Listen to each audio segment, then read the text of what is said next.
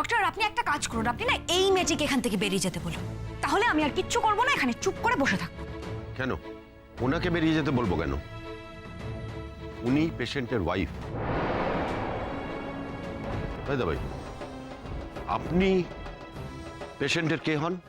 Best friend. Sorry madam, আপনি পেশেন্টের যত ক্লোজ ফ্রেন্ডই হন না কেন, পেশেন্টের ওয়াইফ থাকতে আমরা আর অন্য কাউকে এখানে অ্যালাউ করতে পারবো না। নাও প্লিজ প্লিজ এখান থেকে আসুন প্লিজ।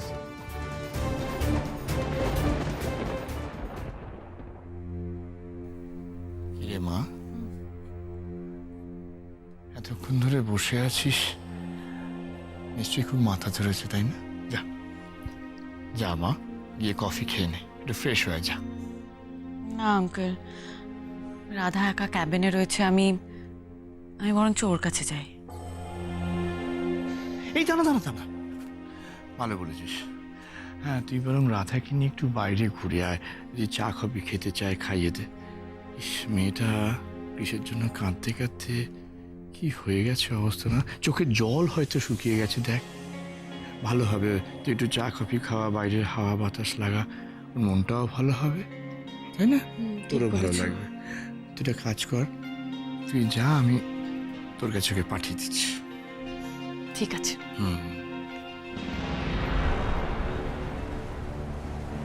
যা যা যা, তোরা ছোট্ট একটা ব্রেক নিয়ে, ছোট্ট ছুটি, আর আমি রাধাকে কেবিন থেকে বার করে কৃষকে একটা লম্বা ছুটিতে পাঠিয়ে দেবো। আপনার খুব কষ্ট হচ্ছে না? খুব কষ্ট হচ্ছে আপনার? একটু ঘুমান, একটু ঘুমানোর চেষ্টা করুন গোমরা মুখ। একটু ঘুমালে দেখবেন গণেশ দাদা আপনার সব কষ্ট সারিয়ে দিয়েছে, সব কষ্ট সারিয়ে দিয়েছে। ঘুমান ঘুমান।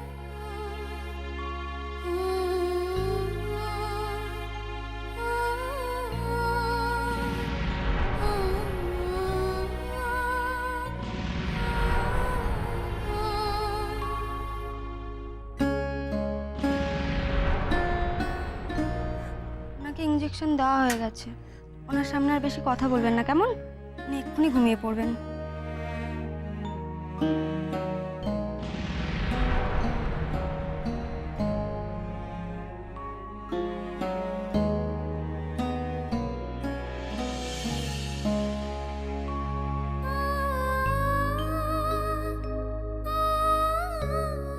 কৃষ কেমন আছে রাধা?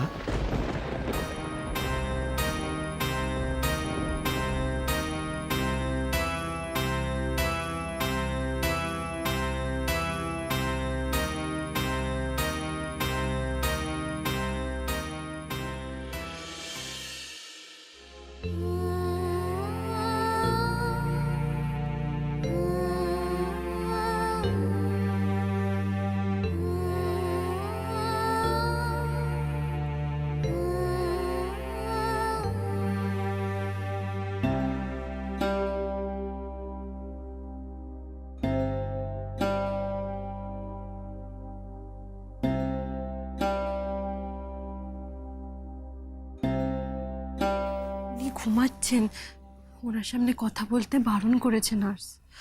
ও আচ্ছা আচ্ছা, ঠিক আছে, ও ঘুমোক, ভালো করে ঘুমোক। তুমি একটা কাজ করো তো, ওই কাকুন ওই চা কিছু খাওয়া দাওয়া করবে আর কি, তোমাকে ডাকছে, যাও ওখানে যাও। না না, আমি এখন চাটা কিছু খাবো না, আমি এখন ওনাকে ছেড়ে কোথাও যাব না, কোথাও না। আমি তো আছি এখানে, তুমি যাও। না না, আমি বললাম তো আমি ওনাকে ছেড়ে কোথাও যাব না। রাধা, তুমি তো একটা জিনিস ভালো করে খেয়াল করনি, আমাদের কৃষের জ্ঞান ফেরার পর থেকে আর কিছু করুক না করুক, তোমার ব্যাপারে কিন্তু সাংঘাতিক কনসার্নড।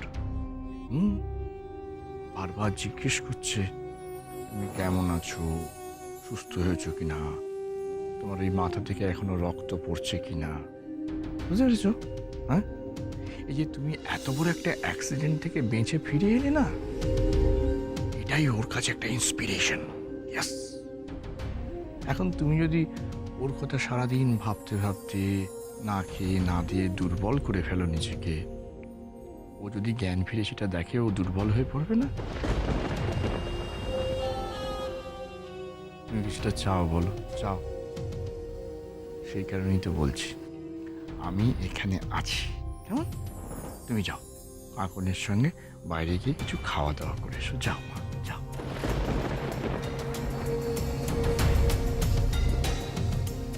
ঠিক আছে, আপনি আপনি বলুন, আপনি ওর কাছ থেকে একদম সরবেন না? না না না, আমার ভাইপো, আমি সজাগ প্রহরীর মতো এখানে দাঁড়িয়ে ওকে পাহারা দেব। তুমি যাও মা, যাও যাও। নিশ্চিন্তে ঘুমান গোমরামুখ, আমি এক্ষুনি আসছি, একদম উঠে পড়বেন না যেন।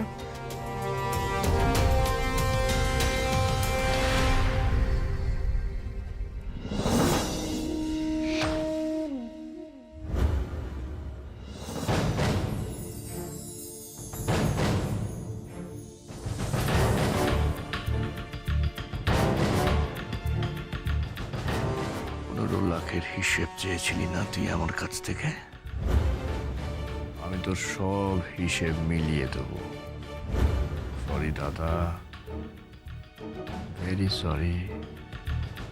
আমি ক্রিসকে বাঁচিয়ে রাখতে পারবো না, কিছু মনে করো না। ক্রিস যদি বাঁচে তাহলে আমার ছেলের জীবন একেবারে অন্ধকার হয়ে যাবে। আমার ছেলেকে আমার মতো ক্রিসের গোলামি করে সারা জীবন খেতে হবে। দাদা, বাবা হিসেবে তো আমি সেটা চাই না। তাই মরতে হবে আমারই হাতে, তাই না?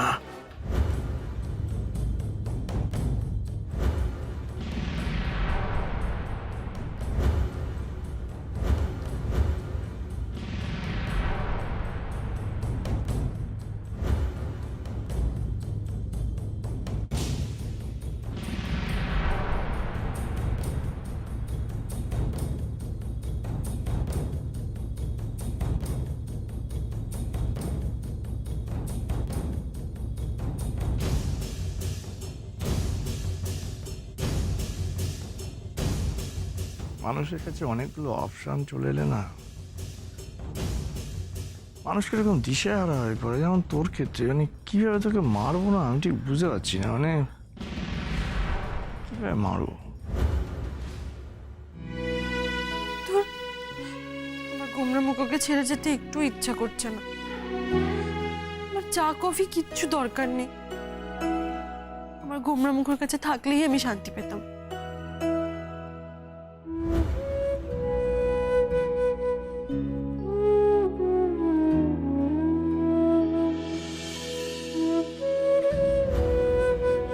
গোমরামুখও বোধহয় চাইছিলেন না আমি ওনার পাশ থেকে উঠে আসি।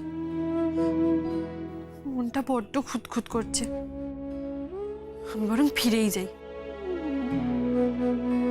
কিন্তু কাকুন্দিও তো ওইদিকে আমার জন্য অপেক্ষা করছে, না গেলেও ভালো দেখায় না। কি যে করি।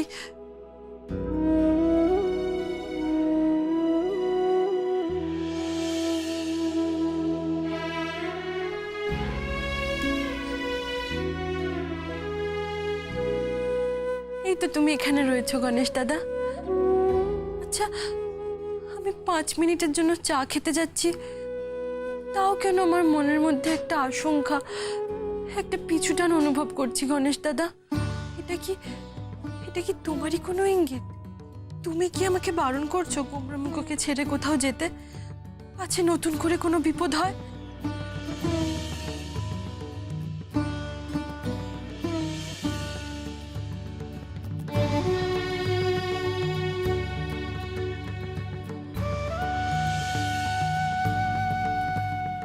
না না, আমার গোমরামুখকে ছেড়ে যাওয়া আমার একদম উচিত হবে না, একদম না। আমি বরং তোর অক্সিজেন মাস্কটা খুলে দিই। হ্যাঁ, তাহলে আমার ঘরে কোনো দোষ পড়বে না। কি ভাইবো, সব দোষ পড়বে ওই ডাক্তার আর নার্সের গাড়ি। হ্যাঁ, ওরা ঠিকভাবে তোর কেয়ার নেয়নি, আর মধ্যে কোন থেকে আমার ভাইপোটা টসকে গেল, টসকে। হ্যাঁ,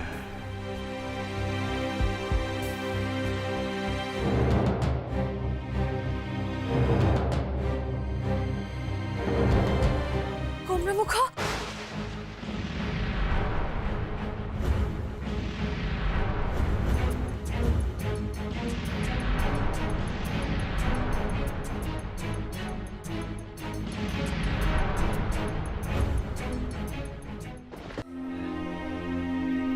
বাবা, রাধা দিদি কেমন আছে?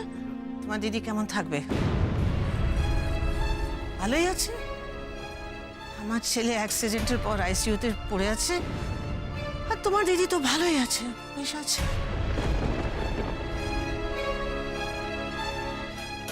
রাধাও আইসিইউতে নেই দেখে তোমার খুব কষ্ট হচ্ছে, তাই না শোভা? আশ্চর্য, মায়েরা যে সন্তানের প্রতি এরকম উক্তি, রাধার কটুক্তি বলা ভালো, করতে পারে, এ তোমাকে না দেখলে আমার বিশ্বাসই হতো না। কত কষ্টে যে মায়ের মুখ থেকে এ ধরনের কথাবার্তা বেরোয় সেটা আপনি বুঝবেন না দাদা, আমি বুঝতে পারি। আমি ভুক্তভোগী কিনা। রাধার মতো মেয়ে যে বাড়ির বউ হয়ে যায় সে বাড়ির লোকের মুখ থেকে এর থেকে ভালো কথা বেরোবে না দাদা। আরে শনি নাচছে, আমাদের কৃষ বাবার কপালে শনি নাচছে। মনোরমা, মনোরমা, দয়া করে তোমার মুখটা এবার বন্ধ করো, নাহলে তোমার কপালে শনি নাচছে। বাড়িতে কুটুম এসছেন, বৌঠান আজ প্রথমবার আমার বাড়িতে পা দিয়েছে। ওনাদের একটু বসাও, চা জল দাও, বেশি কথা না বলে কি করে ওদের আরো আপ্যায়ন করা যায় সে ব্যবস্থা করো। এমা, আপ্যায়নের কি আছে? একটা রাতের তো ব্যাপার, আমরা তো এটাকে নিজের বাড়ি ভেবেই থেকে যাব। রমলা, এই বাড়ি দেখে তোমার নিজের বাড়ির কথা মনে পড়ছে? তোমার ক্লাসটা তুমি ভুলতে পারো নি। শোভা, নিজের ক্লাস মানে তো কিছু অর্থে নিজের শিকড়ও বটে, সেটাকে কি ভুলে যাওয়াটা উচিত? তোমরা এখানকার মানুষ, আমি নই। আমাকে এখানে নিয়ে আসবার আগে 10 বার তোমাদের ভাবা উচিত ছিল। এই বাড়িটাকে বিশ্রাম নেওয়ার যোগ্য? এর চেয়ে অনেক ভালো ওই হসপিটালের করিডোর, খোলামেলা। রং দেখলে গা জ্বলে যায়। যার ছেলে কিনা হাসপাতালে যন্ত্রণা ছটফট করছে, সেই মা না এখন এসি লাগানো, ভিক্টোরিয়া পালঙ্ক লাগানো ঘর খুঁজছে পায়ের উপর পা তুলে আরাম করবে বলে। বৌঠান, বৌঠান কি করবো বলুন তো? আমার যতটুকু সামর্থ্য তা দিয়েই আমি এই বাড়িটা বানিয়েছি। তবে এই কথা ঠিক, আমার বাড়িতে অতিথি এলে সে অতিথির সেবা আমি আমার সামর্থ্যের বাইরে গিয়ে করি বৌঠান। একটা রাতের তো ব্যাপার, একটু ক্ষমা জ্ঞান করে থেকে যান না, দেখবেন আপনার খারাপ লাগবে না। সে প্রথম দিন থেকেই তো করে যাচ্ছে। ঘেন্না, ক্ষমা। শোভা, এসব কি বলছো তুমি? শুভেন্দু, আমার অপছন্দের জায়গা তুমি আমাকে এনেছো, আমি মানিয়ে নিয়েছি। তোমার অপছন্দের কথাও তুমি মানিয়ে নাও। Don't react like this. Dulal, please ভাই, তুই তোর বৌঠানের কথা কিছু মনে করিস না। যদিও একই কথা আমি তোকে বারবার বলছি, আসলে কি জানিস তো, ছেলের অ্যাক্সিডেন্টের শকটা বোধহয় ও এখনো কাটিয়ে উঠতে পারেনি। তুই কিচ্ছু ভাবিস না ভাই।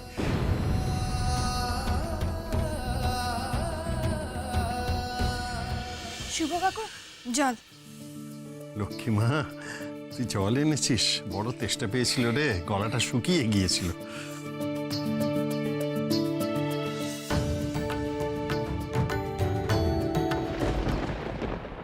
আমি এই জল খাই না, আমার মিনারেল ওয়াটার আছে, আমি সেটাই খাই। এই জলটা আমি খেতে পারবো না।